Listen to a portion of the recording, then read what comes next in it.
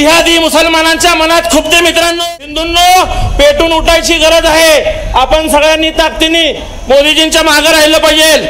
मी एक बाप या ठिकाणी रामभाऊ सांगतोय तुम्हाला की नई जिंदगी असेल किंवा शहरातले शास्त्रीनगर सारखे भाग असतील, जवळपास 50,000 बांगलादेशींनी या ठिकाणी घुसखोरी केलेला आहे। हे जिहादी लांडे जाणीवपूर्वक खोटे आरोप करतात।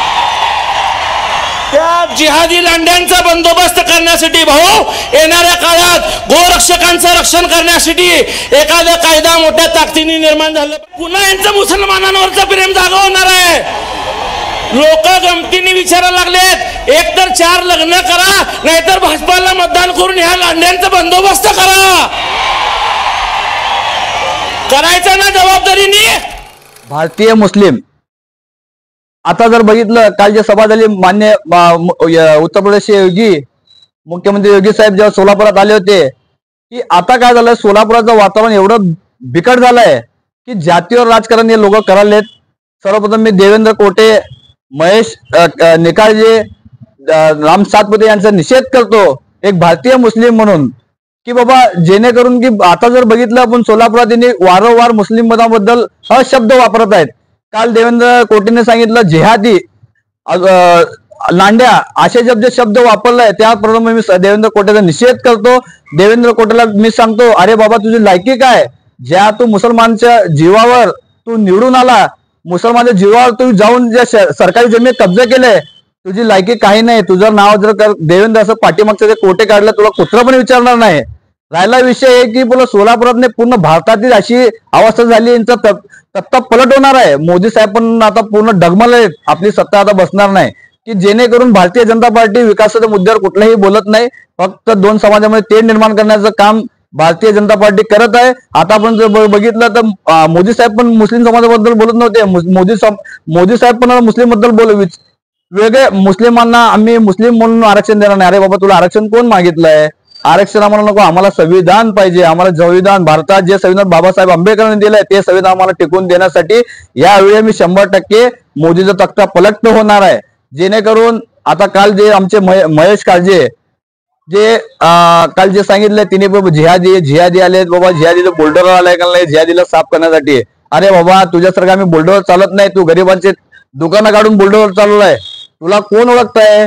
मुख्यमंत्री जर नाव काढलं एकनाथ शिंदेबाईंचं, तू एकनाथ शिंदे नावाचं कलंक आहे तू सोलापुरात, की गोरगरिबांचं तू दुकानं पाडून तू स्वतःला आमदार समजवलाय। अरे बाबा तू नगरसेवक होण्यास लायकीचं नाही, तू निवडून पण येणार नाही नगरसेवक म्हणून। तुला आता हे सांगतोय तू मुस्लिमाबद्दल एवढं बोलणार, तू एवढं मोठं झाला नाही। तर या सर्व गोष्टीचा मी सर्वप्रथम निषेध करतो, भारतीय जनता पार्टीचा निषेध करतो। वारंवार मुस्लिम समाजाबद्दल ते राम सातपुते जे आमदार खासदारकी जे थांबलेत, आता त्यांनी माजी होणार आहे। आता त्यांना टेन्शन आलंय की बाबा आता आपण जे आमदार होते ते आमदार पद गेलं, खासदारीला पडणार। आता पूर्ण जनता जागृत झालेली आहे, जनतेला माहित पडलंय फक्त हिंदू मुस्लिम करू शकतात, त्यांनी विकासाच्या मुद्द्यावर बोलू शकत नाही। आज जर बघितलं तर गेल्या 10 वर्षापासून बीजेपीचे खासदार होते, एक तर खासदार दारू पिऊन पडत होता, दुसरा खासदार मठ सोडून निघाले नाही, ते बिचारे चांगले होते। आम्ही काय महाराज बघून आम्ही वोट दिलं त्यांना, बाबा चांगलं परिवर्तन सोलापुरात होणार। तरी पण कसं आहे, राजकारण चांगल्या लोकांचं राजकारण नाही। आज महाराजाला त्यांनी जमू दिले नाही, हे राजकीय लोक नालायक राजकीय लोक असल्यामुळे ते बिचारे महाराज चांगले होते, आम्ही त्यांचा आदर करतो। आज जे वातावरण सोलापुरात जर हे करत असेल, दूषित करत असेल, तर मी सर्वप्रथम त्या राज सातपुतेचा पण निषेध करतो, भारतीय जनता पार्टी निषेध करतो। अजून ते देवेंद्र कोटे यांनी जर सांगितलं बांगलादेशी आमच्या 50,000 घुसखोरी बांगलादेशी नवी दिल्लीमध्ये शिरलेत, मी मान्य सीपी साहेबांना विनंती करतो हात जोडून की बाबा देवेंद्र कोटे यांना पहिला अरेस्ट करा, यांची चौकशी करा की बाबा 50,000 बांगलादेशी कुठं आहेत, यांचा कॉल ट्रेस करा। 100% मोठा उघड केस झाल्याशिवाय राहणार नाही। माहिती आहे का बांगलादेशी सोलापुरात आहे म्हणून? आता एवढं तुम्ही परफेक्ट सांगलं, 100% त्याला माहिती असणार, देवेंद्र कोटे संपर्कात असणार। देवेंद्र कोटे सीपी साहेबांना विनंती करतो याला ताब्यात घ्या, पहिला तुम्ही ताब्यात घेऊन चौकशी करा, याचे कॉल डिटेल काढा, मग कुणाच्या संपर्कात आहे, जेणेकरून हे सोलापूरचं वातावरण दूषित करण्याचं काम देवेंद्र कोटे करत आहे। शास्त्रीनगरमध्ये तर मुस्लिम आणि पद्मशाली समाजाचे लोक आहे, बांगलादेशी कुठून आलं तिथं? हे काय जातीपातीचं राजकारण करायला ते बीजेपी वाले, यांचं मग तर आता यांना कळायला की बाबा या वर्षी आपण काय जिंकून येणार नाही, जनता हुशार झालेली आहे. जनतांना सर्व नागरिकांना कळालंय. फक्त हिंदू मुस्लिम करणार, दुसऱ्या विकासाच्या मुद्द्यावर बोलणार नाही. आज जर बघितलं सोलापुरात एवढी परिस्थिती वाईट आहे. पाण्याची परिस्थिती असू दे, आरोग्याची परिस्थिती असू दे, सिव्हिलमध्ये झालं बेड मिळत नाही. सिव्हिलमध्ये गेलं तर खाली झोपलेले असतात, सिटी स्कॅन बंद आहे. एवढी वाईट परिस्थिती साहेब करोना काळामध्ये झालेली आहे. करोना काळामध्ये सर्वात जास्त काम करणारे मुस्लिम समाज आहे.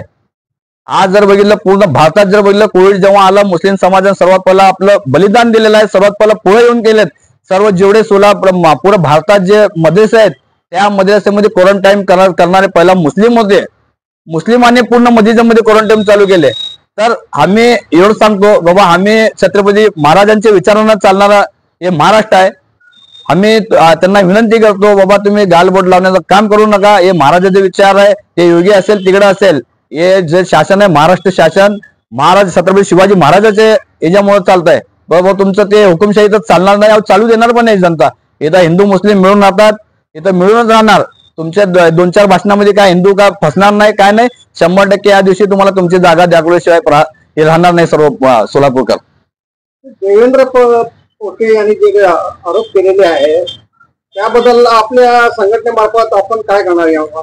मी आमचे संपर्क प्रमुख जमीरभाई शेख और आमचे अजित भाऊ कुलकर्णी काल आम्ही कलेक्टर साहेबांना फोन करून सूचना दिलेली आहे की साहेब या वारंवार राम सतपथी असू दे, त्यांचे बगलबच्चे असू दे, वारंवार हे वातावरण खराब करण्याचं काम करत आहे. एका समाजाला, वैशिष्ट्य समाजाला याने टार्गेट करून निवडणुकीवर लढत आहे. त्यांच्या आमदार खासदारकीचं पद हे रद्द करा म्हणून आम्ही एक मागणी केलेली आहे. काल कलेक्टर साहेबांना पत्र मागून दिलं, आम्हाला पत्र पण दिलंय. डीसीपी साहेबांना पण आम्ही बोललोय. डीसी साहेब पण म्हणले की तुम्ही एक निवेदन द्या. आज आम्ही निवेदन देऊन त्यांना निषेध करून त्यांच्यावर कारवाई करणार. यापुढे ठीक आहे, आज इलेक्शन आचारसंहिता म्हणून मी शांत आहे. उद्या जर इलेक्शन झाल्यानंतर त्यांना आम्ही रस्त्यावर उतरून धडा शिकवल्याशिवाय प्रहार संघटना गप बसणार नाही. इतकेच नव्हे, देवेंद्र फडणवीस शिंदे साहेबांचे खूप उपकार आहेत. शिंदे साहेबांचे जे काँग्रेसांनी तुम्हाला आतली चड्डी असू दे, तुमचं बनीन असू दे, पूर्ण शिंदे साहेबांच्या पैशावर तुम्ही घेतलेला आहे. आज जे सोलापुरात तुम्ही जागा कब्जा केलाय फक्त काँग्रेसच्या काळामध्येच केलाय. तुम्ही जेव्हा लहानचे मोठे झालो ते काँग्रेसमुळे मोठे झालो हे विसरून नाही. जेणेकरून तुम्हाला तुमची लायकी 100% या इलेक्शनला पूर्ण जनता, सोलापूर जनता दाखवणार. आता लोक जागृत झालेले आहेत. लोकांना तुम्ही काय केलंय, 2 जातीमध्ये ते निर्माण करून हुकुमशाही सर्व करत आहे. हुकुमशाही आता होणार नाही, लोकशाही लावणार. छत्रपती शिवाजी महाराजांचं हुकुम जे राज्यात राहणार. तुमची हुकुमशाही मोडल्याशिवाय सोलापूर जनता गप बसणार नाही. तो जाती धर्माच्या लोकांना मी विनंती करतो, अशा हे भाडकाव जे येते तिकडं फक्त आपले भाषणबाजी करून जातात, त्यांच्या भयकामध्ये येऊ नका. आपलं शहर ऐतिहासिक शहर आहे. आपण हिंदू मुस्लिम मिळून राहणारा शहर आहे. या अशा लोकांच्या ह्याच्यामध्ये येऊ नका. मी मान्य सीपी साहेबांना विनंती करतो. आम्हाला अभिमान वाटतं आमच्या सीपी साहेबांना. जसं नवीन आल्यावर लगेच सर्वांना बोलून जे धम बनलेत, आतापर्यंत धम निघाला नाही. फक्त सीपी साहेब एक काय की वो इलेक्शन आहे म्हणून का शांत बसले. इलेक्शन झाल्यावर त्यांचं लिस्ट काढून 100% कार्यक्रम शिवाय सीपी साहेब गप बसणार नाही. सर्व जनतांना विनंती करतो, आपण मिळून राहू, आपण मिळून काम करू, या भारतीय जनता पार्टी हद्द पार करू. एवढंच सांगतो. जय हिंद, जय महाराष्ट्र.